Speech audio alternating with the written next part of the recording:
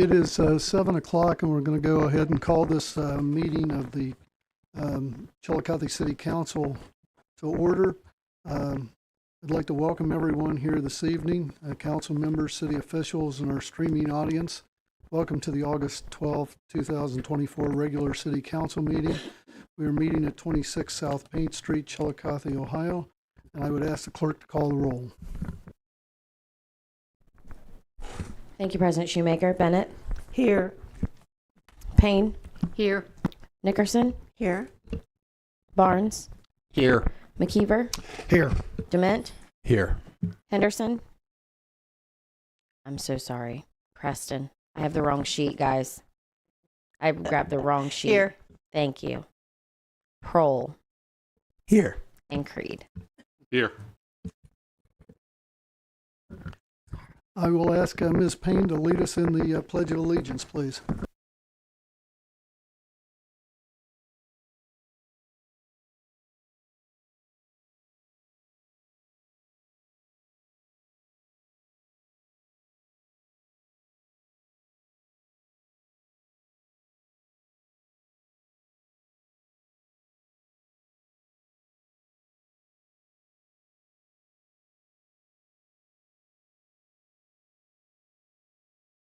The minutes from the July 22nd regular meeting have been distributed. Are there any corrections, additions, or deletions?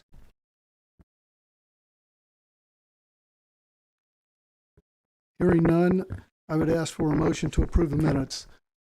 Ms. Preston, seconded by Ms. Bennett. Clerk will call the roll. Bennett? Yes. Payne? Yes. Nickerson? Yes. Barnes? Yes. McKeever? Yes. Dement? Yes. Preston? Yes. Prohl? Yes. Creed. Yes. Minutes are approved as submitted. Moving now to reports of committees. Development Committee, Mr. Dement. Thank you, President Shoemaker. Development has nothing on tonight's agenda, and we don't have anything to report this evening. And that concludes my report. Thank you. Thank you. Engineering Committee, Mr. Barnes. Engineering has nothing on the agenda for tonight, but the engineering committee had a meeting this evening, and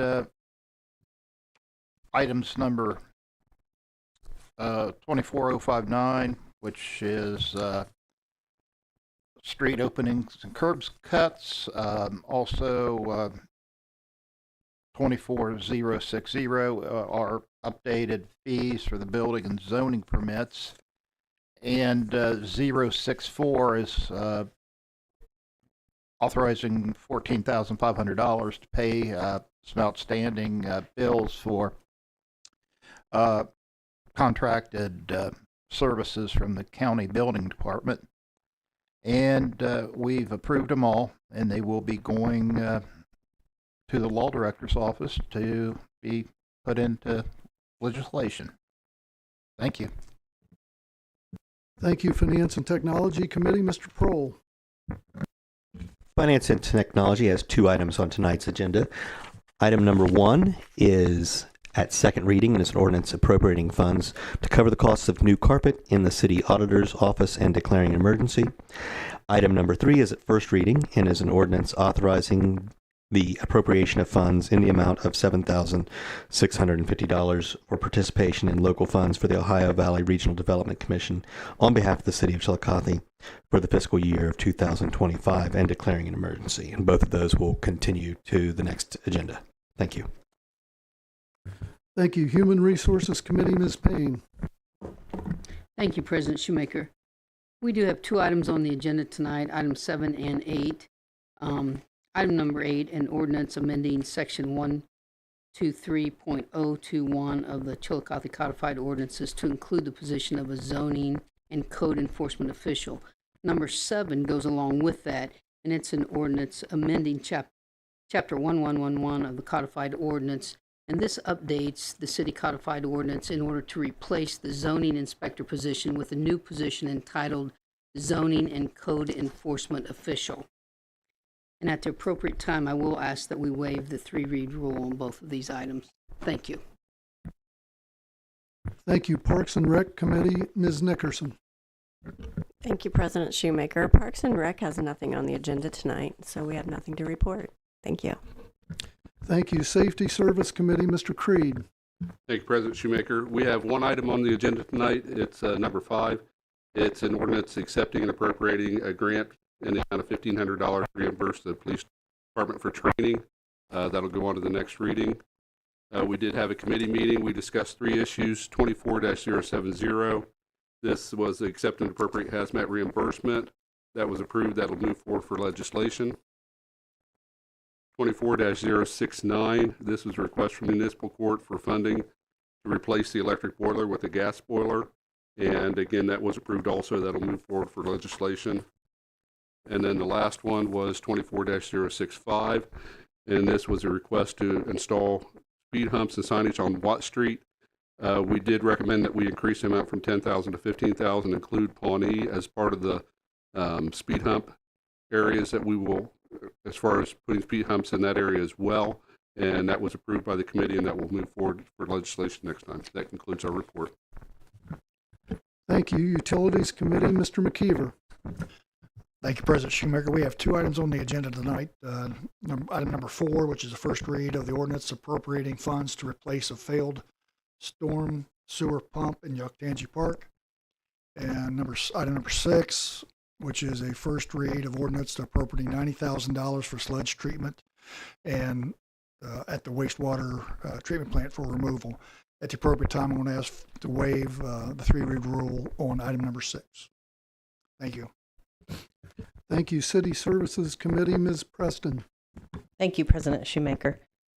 This committee has one item on the agenda tonight. It's item number 2. It's a second reading, an ordinance accepting and appropriating $6,800 in funds received from Public Entities Pool of Ohio for replacement and repairs to traffic control boxes and declaring an emergency. That is it. Thank you. Thank you. Community Affairs Committee, Ms. Bennett.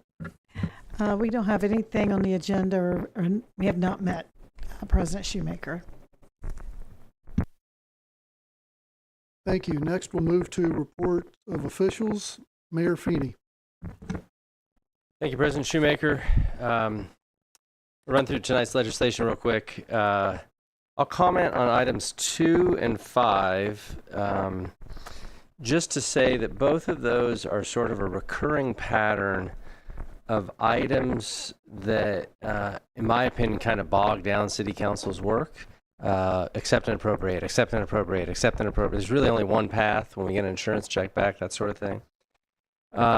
So the auditor, law director, council president and I are talking through some mechanism by which we might just automatically accept and appropriate insurance proceeds, grant funds, that sort of thing, and just take that sort of level of bureaucracy away from council. Unless you want to arm wrestle me over it, I think it's going to be a more efficient way to do business. 3 readings, waiving, emergency, that sort of thing. It just seems to me that we've gotten to a place where that's probably not necessary, but we'll make it a committee assignment and see if council wants to talk that through. But especially accept and appropriate for reimbursements are kind of seems to me an unnecessary thing for council to deal with.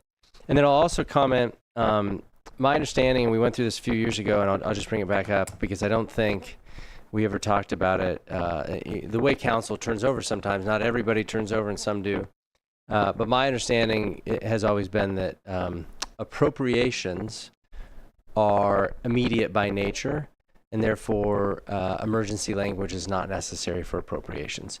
So I often put in a council assignment request something along the lines of as soon as possible or something like that.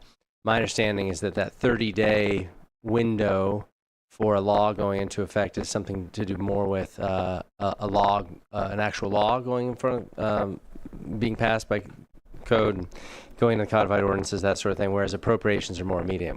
We can have further conversations on that, but that's my understanding. So we often have a waiver or include that emergency language where it might not be necessary. So I just wanted to put that out there. Item number 3, Councilman Prohl, this is an item which is our continuing membership with OVRDC. So we commit to the money this year, but we don't actually do anything until next year's budget. So if it might please council, I'd suggest that for OVRDC's purposes, if you wouldn't mind discussing or waiving the 3 rule tonight, we get our legislation to OVRDC, and then that commitment of the 7650 will be in next year's budget. But I just want to point out that we resolve for OVRDC's purposes to join, and then it's appropriated in the following year. And then I have the pleasure of introducing one of Chiillicothe's newest residents. Our utility director is here tonight. Item 6 is on the agenda, and I know that it was requested for a waiver of the 3 rule. But since he's here and offered to come tonight to just talk this through, I thought he might be able to give I just give a slice of my time for Director Prush to come up and just kind of give an update on this particular assignment, what it's doing. I know it was discussed in committee, and then maybe a 60-second update on the progress of construction over at the site. Would you mind? Come on up. You can just, yep.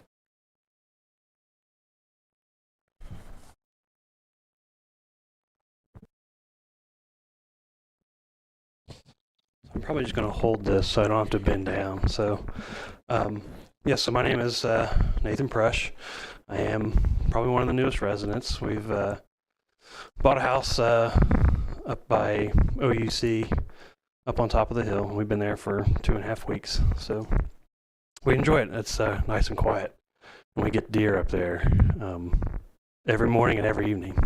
So the dog goes crazy, but they love it. So anyway, so I'm here to talk about the item on the agenda, the $90,000 for agri-sludge to perform dewatering services dewatering the sludge. So quick background, the sludge is material that has gone through the whole treatment process and it can't be broken down anymore. We store it. There's 2 ways you could get rid of it. You can haul it off as is, which is kind of just like a solids and water mixture.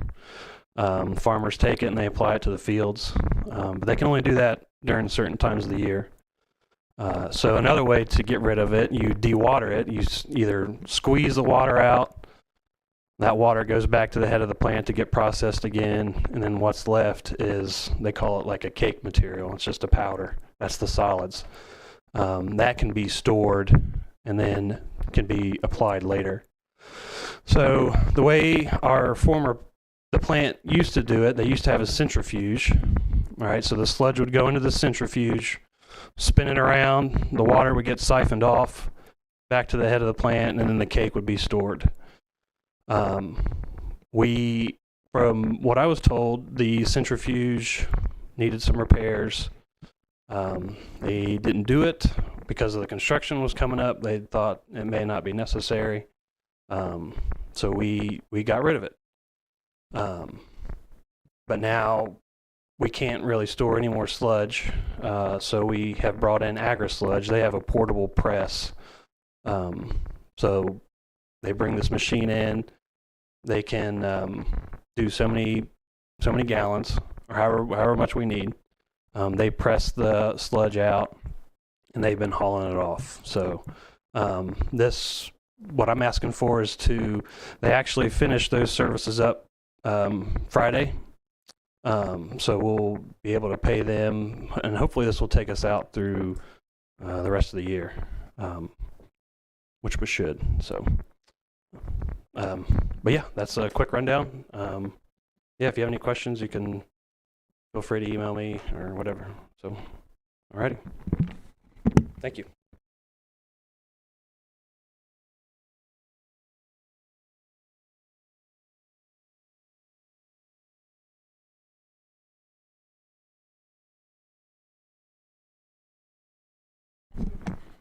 I'm back.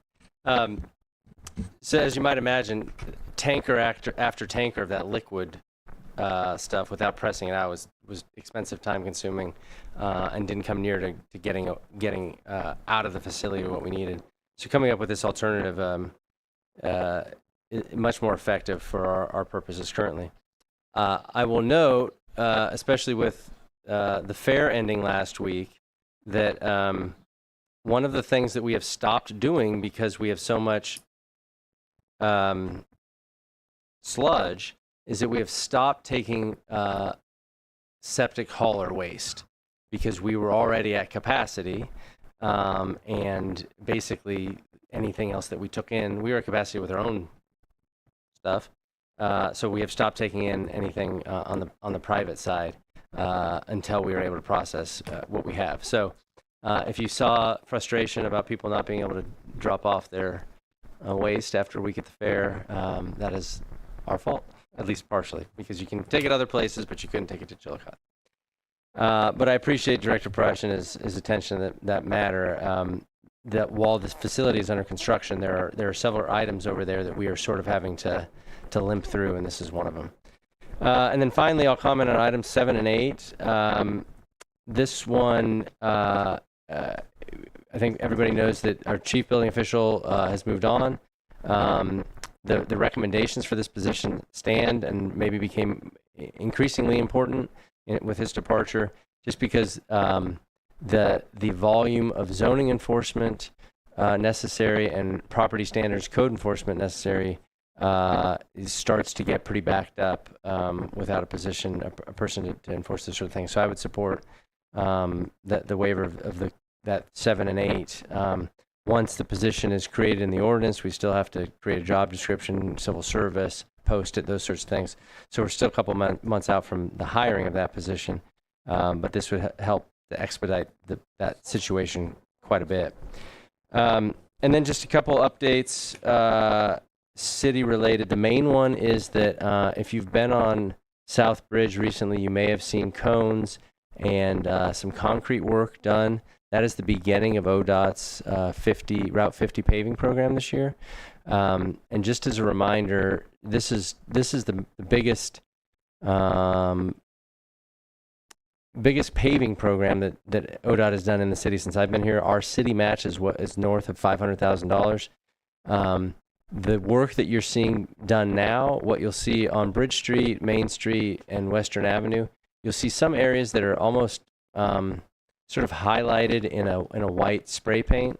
Those are areas where the base needs repair. So they're doing ODOT is doing full depth repairs in those areas. The base itself is the city's problem, so we bear 100% of the cost responsibility for those base repairs.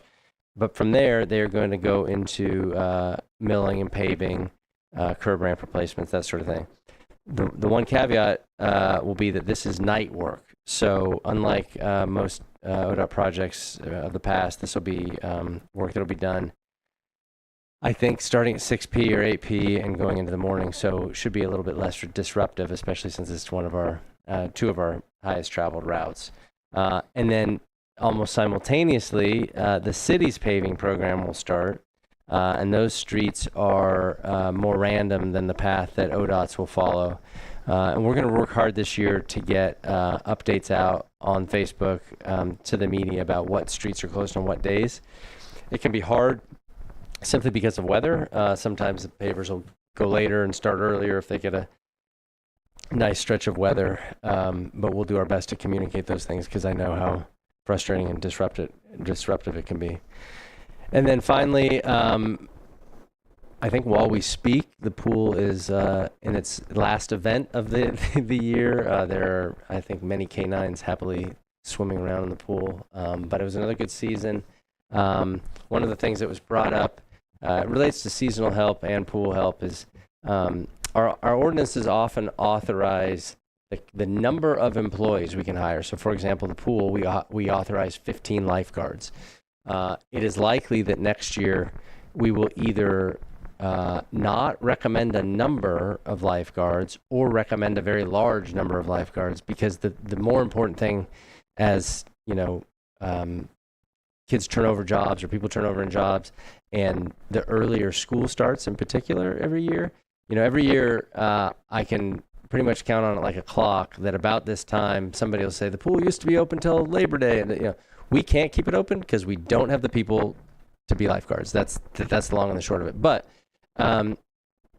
point being that sometimes we have 15 lifeguards on the roster, but some of them may only be able to work 10 hours in a week, 5 hours in a week, that sort of thing. And so next year's staffing request for seasonal may come in a different form, but we'll work that through and talk about it with the Human Resources Committee when that time comes. But a good season. One of the major changes that we did down there this year was being able to accept credit cards and debit cards for vending, and I think that will lend itself to a much higher degree of accuracy when tracking the types of things we're selling and that sort of thing. So appreciate everybody who worked on that all year. Everybody knows there were some major repairs needed at the pool. There's a major leak happening, and we'll look forward to resolving that in the off season. But with that, I'll conclude my report. Thank you, Mayor. I know we've had some conversations. I appreciate the review with the law director about the emergency language and the automatic acceptance of certain payments so that we don't waste a lot of time just going through things that we know we're going to accept. But I appreciate that. And next we'll turn to Auditor Spetnagel. I do not have anything to report tonight, but we are getting ready to begin the budget process, so expect to hear from me soon about that topic. And that concludes my report. Thank you. Law Director Villarreal. Thank you. I have decided that I'm going to start bringing some of the assistants with me. Every so often I'll bring a new one. It's nice for you all to be able to put a face to the name. This is Assistant Law Director Hannah Bivens. She's our newest addition, and we're very, very proud and excited to have her. She's the former city solicitor for Greenfield, and so she brings a huge amount of knowledge and research, and we're very, very, very proud and excited to have her with us. So I will bring in the others occasionally, so you'll be able to meet them and get to know them a little bit and appreciate how much work they do. Thank you. On behalf of the council, welcome. We're glad to have you here, and we'll look forward to the other folks that may be coming in the future. We'll now move to audience participation. Any person wishing to address the council must first provide his or her name and address. Comments shall be limited to 5 minutes, and I'll give you a warning when there is 1 minute remaining.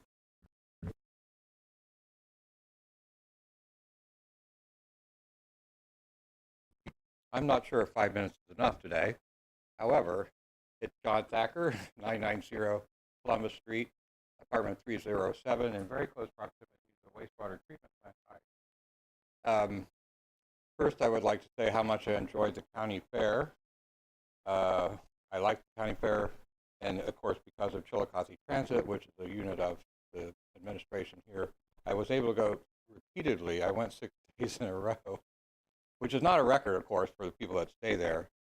My only regret was that it was too hot to have excellent coffee from Deeply Rooted.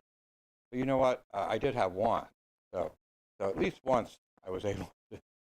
It was so darn hot. You know, guys. Well, anybody, if you guys didn't make it over there, it was very hot most of the time. But those kids work so hard on most of the things they do, the projects, as well as the adults as well, for the culinary and, as I call it, the when they stow things and whatever they call that exactly. But to move on to what might be involved with the legislation here. The first thing I would like to say is in support of item number 8.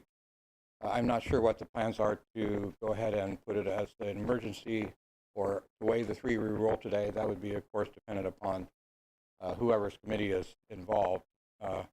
Anything that would expedite that, I think, would be beneficial to the city of Chiillicothe. So if you can do that, that would be awesome. The third item is that 3 weeks ago, at a committee meeting, I think for Chairman Kroll's committee, they had, among other things, a assignment from Councilmember DeMint regarding an assignment for money for the Sojourners Youth Build. And I think a large number of people spoke eloquently, including Mrs. Preston, as to the excellent work they do for at-risk youth. And I would be looking forward to seeing it on the agenda one of these times. I'm not sure how long before that might occur. Pardon? Okay. Okay. You know what? Sometimes the wheels of city council seem to turn slower than others. I don't know. You know what? It is autumn. It is kind of a slow period, so I can understand perhaps if it. But you think about 2 weeks from now.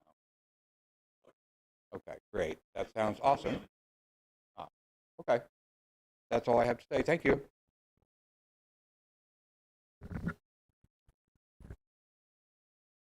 First off, you didn't come close to your 5 minutes, but that's okay.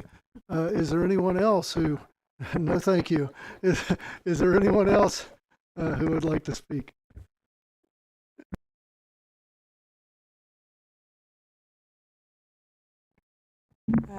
My name is Jasmine Garnes Franklin. First, I want to thank you guys for taking time to even hear everybody out. A little bit about me, is I am originally from Chiillicothe, Ohio, graduated from UNIOTA in 2004. I attended the Pickaway Ross Career Tech for 2 years, and I also went to Ohio University. I studied social work and clinical counseling. My passion for shelter, I own a shelter. The name of it is Third Shift Warming Cooling Center.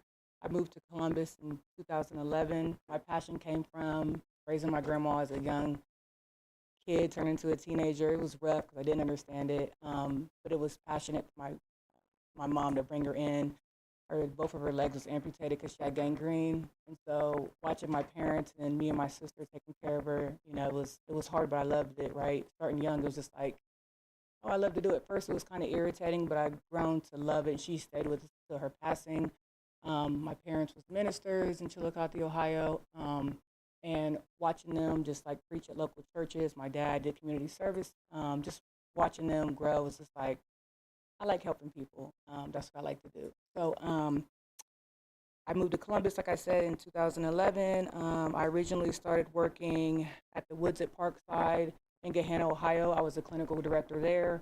I did a lot of training. I worked with a lot of medical advisors to teach them how to do one-on-one, deal with people firsthand. I did that for a few years, but it wasn't enough to do more hands-on, right? And I like to be hands-on. I didn't want to be like in the office. I like to be out and about, talk to people, see what's going on, see what's really the problem is. I went from there to working at the YMCA Van Buren, and that was more of a hands-on of what I like to do. When it first opened up in 2015, 14, I was a project manager there, and it accepted men, women, pregnant women, families, and they had different sides of the building where everybody would go, right? And I ended up being a case aide with the project manager because it was hard to keep staff. It held about 400 people total with a mixture of everybody I just said, and kind of expanded. They ended up building behind there where all the families would go. And then from there, I went to, everything was a progress for me, you guys. Everything from there, I went to Columbus Medical Association. I was there where I was worked under Step 1 for a Healthy Pregnancy, where we just dealt with pregnant women, right? Didn't kind of like it, so I kind of went downstairs. I wanted to do something else, and then I was more hands-on. I became a case manager, lead case manager, where I would train people and I'd take them out in the field with me. I would go to people's house, apartment. I've met under a bridge before, met them where they was at, right? A lot of people was scared to do it. I wasn't scared, I could do it. And I wanted to build that trust first with them. And building that trust, I let them know like I wasn't scared. Of course, when COVID hit, we had masks on and gloves, but I wanted them to know that I still took my glove off and shook their hand, because some people think they're already getting overlooked or people are scared of them. And I wanted them to know that there are people out here that's just not scared of you guys, right? You're human like we are. So I did that for 6 years, and I got an opportunity to work with the City of Columbus City Council. They did a pilot in 21, and it was a winter warming center is what it called, and it was from November 1st to March 31st. And the first time, it wasn't good. They didn't know what to do. They just kind of like, we got some funds, let's figure this out. And they kind of threw me to the wolves, I call it. I was working with the Columbus Coalition for the Homeless. They've been around for like 50 plus years. And I had a site at OSU main campus.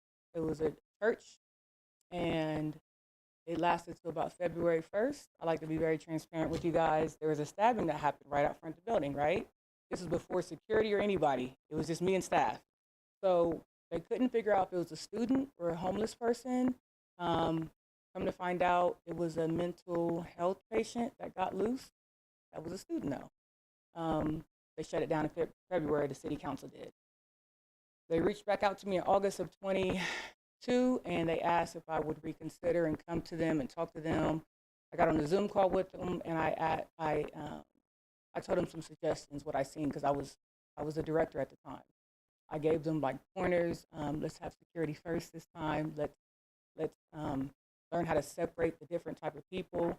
My focus at that point was to deal with the people that got kicked out of all the other shelters, right? So I got the rough crowd. Keep going. Oh, okay. All right. Yes. You've got time. Okay. Keep going. Okay. So we focused on that point, and when we opened up in 22 of November, it was a success. Nobody overdosed, no shooting, stabbing, nothing. We had securities on each end of the building. We had them walking perimeters. Nobody carried guns. It was just like a mace. But we had more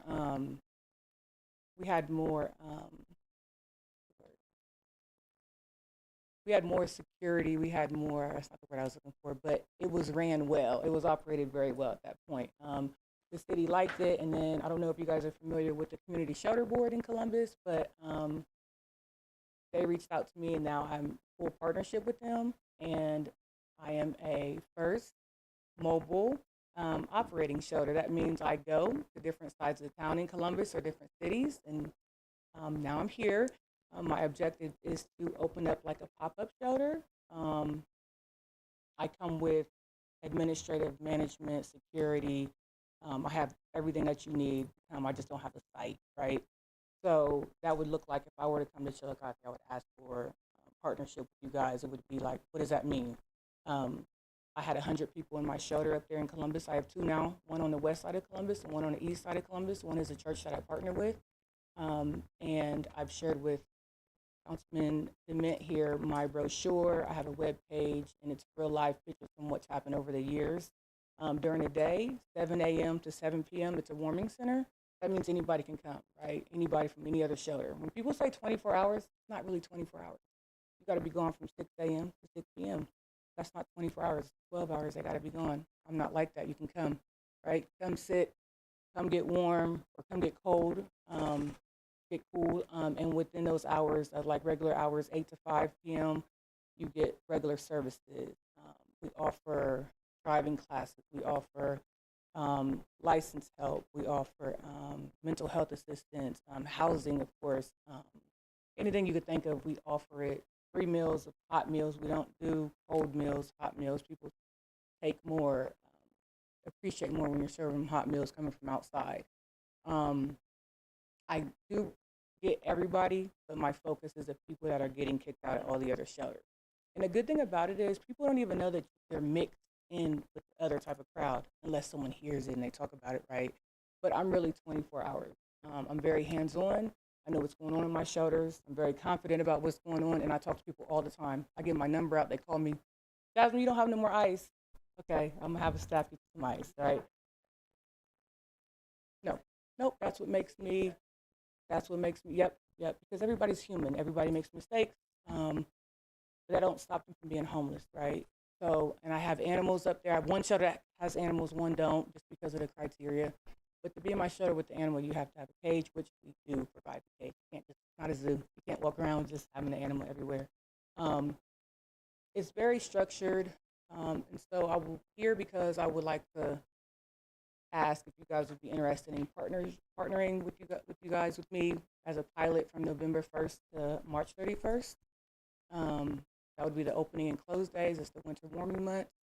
I don't have a budget. I would let you guys. Can you get us some additional information? I know you've gotten some to Councilman Dement that he can help distribute. And then if anybody has any questions, if there's some contact information on there, then the council members can contact you, talk to you, and get a feel for exactly, what you're looking for. But Mr. DeMint will certainly make sure that everybody gets the information, and it can be considered by council here. Thank you very much. Thank you guys for your time. Thank you.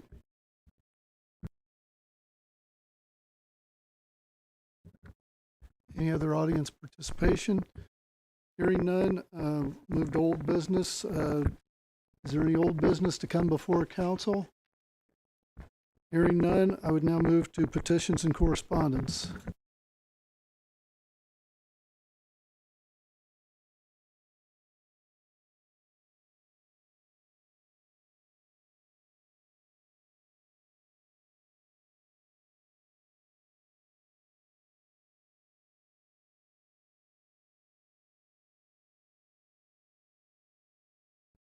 Okay, there we go. Sorry about that. Thank you, President Shoemaker. I have received 2 liquor licenses and then a petition. I'll start with the petition. It is official petition to council members, Chiillicothe, Ohio. It's signed by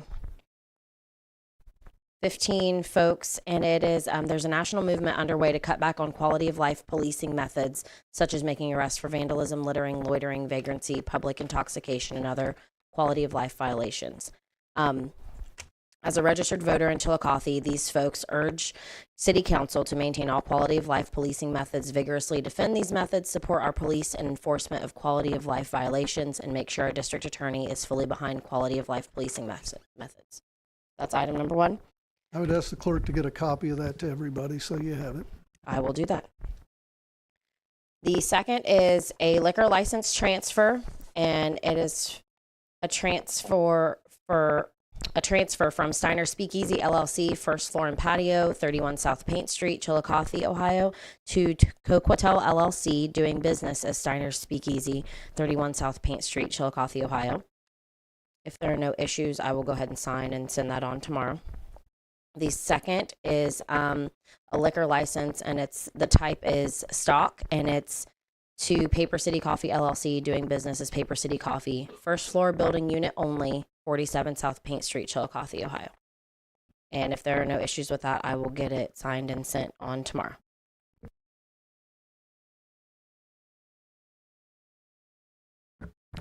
Moving now to new business, there are 2 items. I passed out a letter that is to community members. You probably already received that, but it's a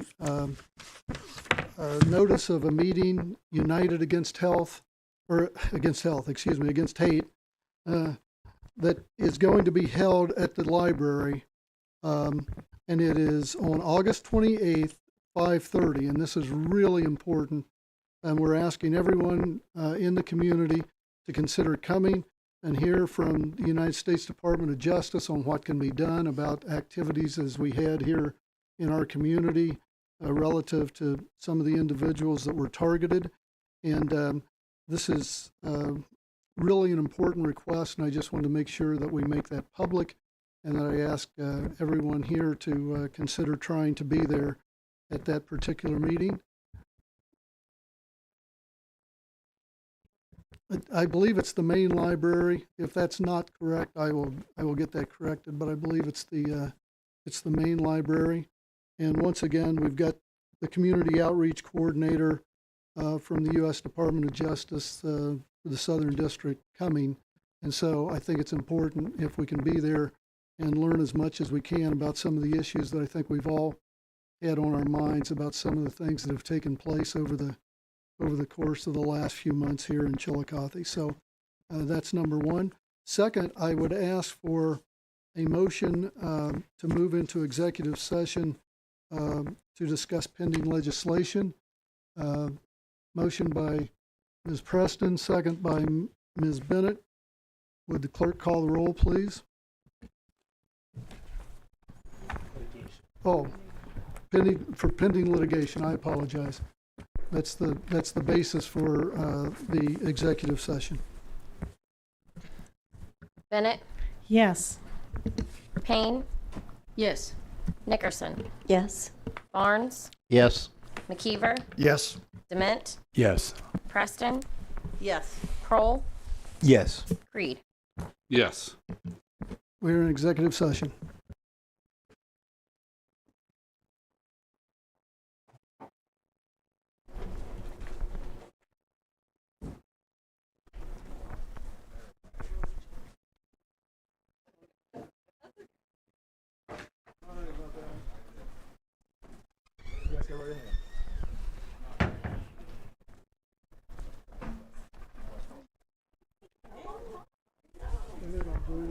Direct them along, or it's like herding cats. Everybody along here.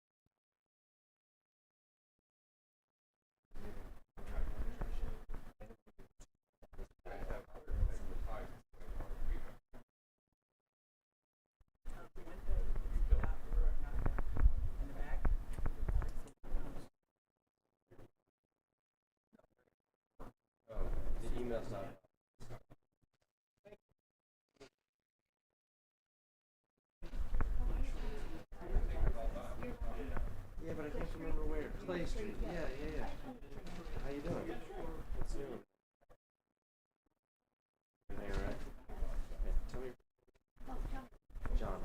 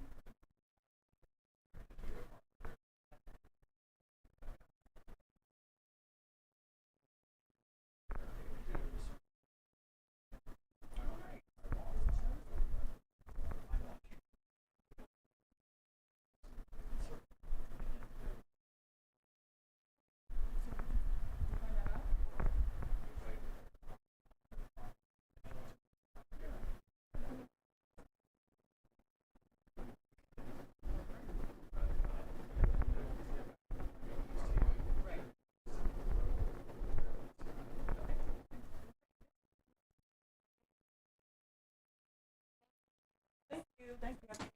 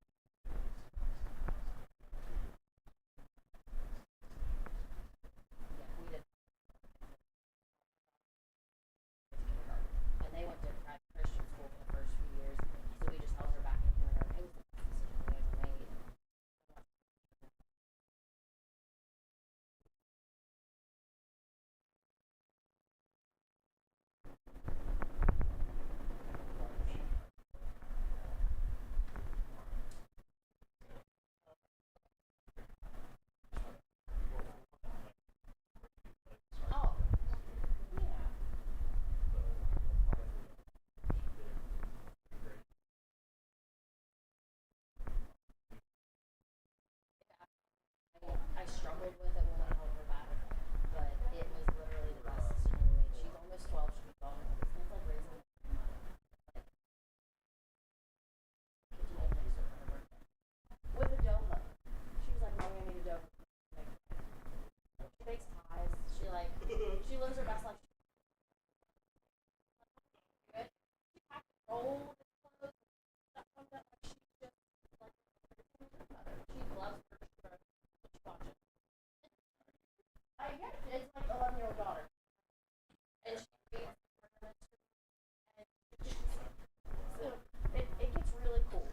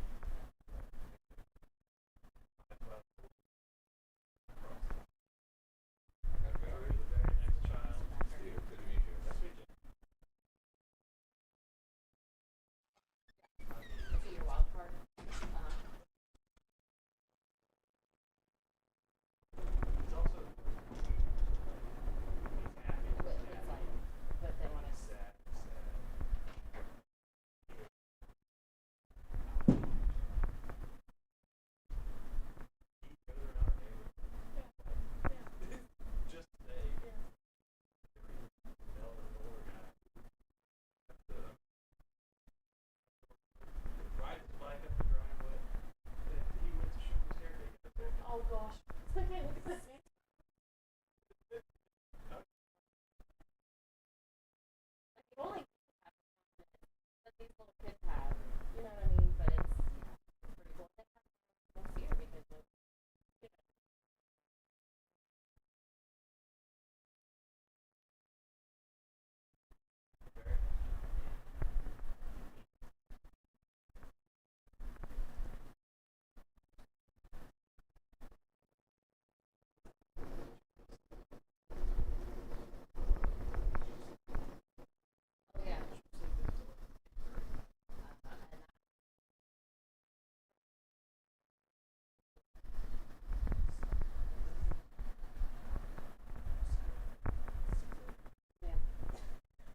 it's still time.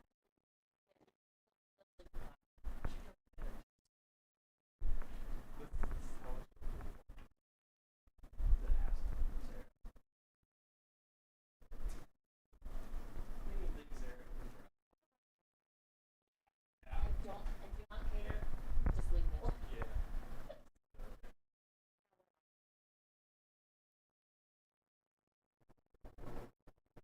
Yes. Yes. Yes.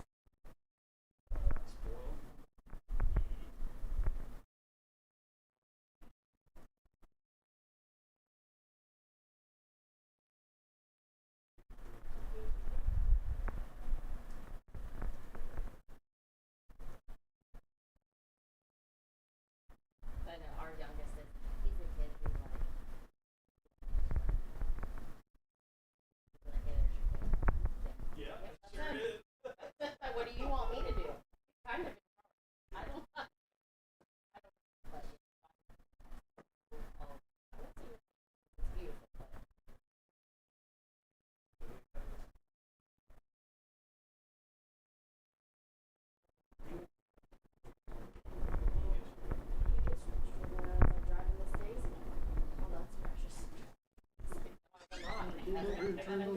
I knew somebody'd appreciate it. I knew someone would appreciate it eventually. You know, it's about 100 degrees when I walk. Ooh, I bet. Here, let me follow you. Okay.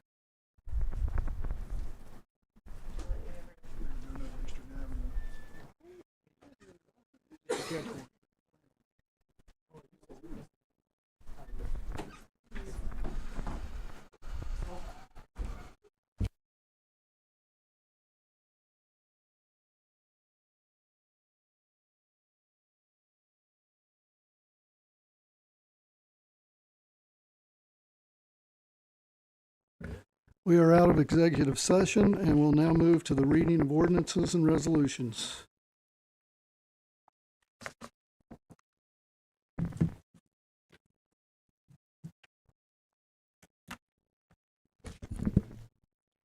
Thank you, President Shoemaker. We have 8 items on the agenda this evening. Item number 1 is the second reading of an ordinance appropriating funds to cover costs for new carpet in the city auditor's office and declaring an emergency. The ordinance will move to the next agenda. Item number 2 is the second reading of an ordinance accepting and appropriating $6,800 in funds received from the Public Entities Pool of Ohio for replacement and repairs to traffic control boxes and declaring an emergency. The ordinance will move to the next agenda. Item number 3 is the first reading of an ordinance authorizing the appropriation of funds in the amount of $7,650 as participating local funds for the Ohio Valley Regional Development Commission on behalf of the City of Chiillicothe, Ohio, for the fiscal year 2025 and declaring an emergency.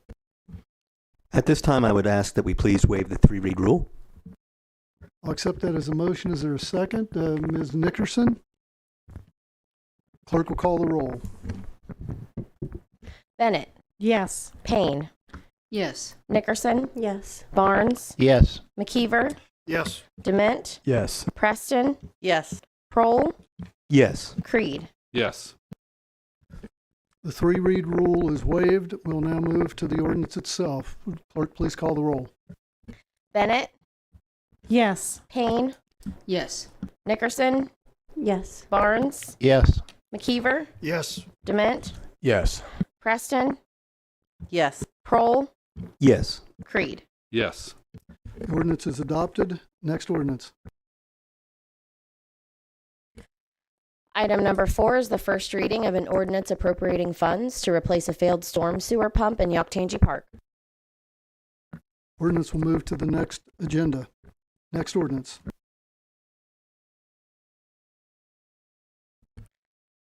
Item number 5 is the first reading of an ordinance accepting and appropriating strategic response training grant funds in the amount of $1,500 as reimbursement for police training. The ordinance will move to the next agenda. Next ordinance.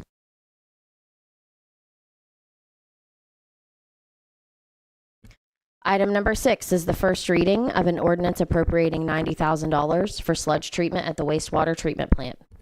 President Shoemaker, I'd like to make a motion this time to waive the 3-read rule. Second by Mr. Prohl. The clerk will call the roll on the waiver of the 3-reading rule. Bennett. Yes. Payne. Yes. Nickerson. Yes. Barnes. Yes. McKeever. Yes. Dement. Yes. Preston. Yes. Creed. Yes. Prohl. Yes. 3-read rule is waived. The clerk will call the roll on the ordinance. Bennett. Yes. Payne. Yes. Nickerson. Yes. Barnes. Yes. McKeever. Yes. Dement. Yes. Preston. Yes. Prohl. Yes. Creed. Yes. Ordinance is adopted. Next ordinance. Item number 7 is the first reading of an ordinance amending Chapter 1111 of the Codified Ordinances of the City of Chiillicothe, Ohio. Ordinance will move to, excuse me. President Shoemaker. Yes. I would request that we waive the 3-read rule on this item. I'll accept that as a motion. Mr. Dement is a second. Would the clerk please call the roll relative to the waiver of the 3-read rule? Bennett. Yes. Payne. Yes. Nickerson. Yes. Barnes. Yes. McKeever. Yes. Dement. Yes. Preston. Yes. Prohl. Yes. Creed. Yes. 3-read rule is waived. The clerk will call the roll relative to the ordinance. Bennett. Yes. Payne. Yes. Nickerson. Yes. Barnes. Yes. McKeever. Yes. Dement. Yes. Preston. Yes. Prohl. Yes. Creed. Yes. Ordinance is adopted. Next ordinance. Item number 8 is the first reading of an ordinance amending Section 123.021 of the Chiillicothe Codified Ordinances to include the position of zoning and code enforcement official. President Shoemaker. I would like to make a motion that we waive the three-read rule on this item. Second by Ms. Preston.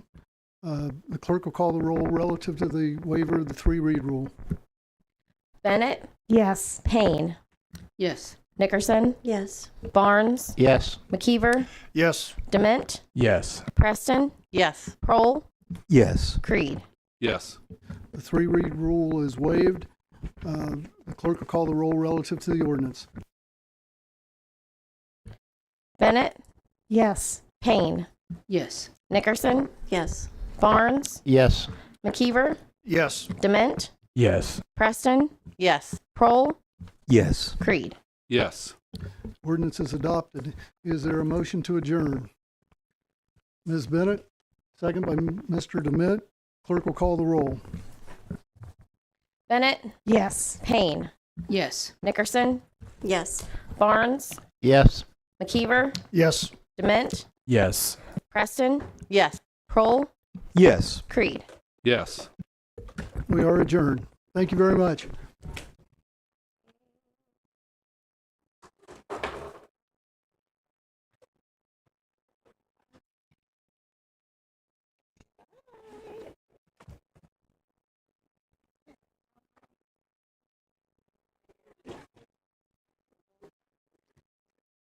Hey, Deidre.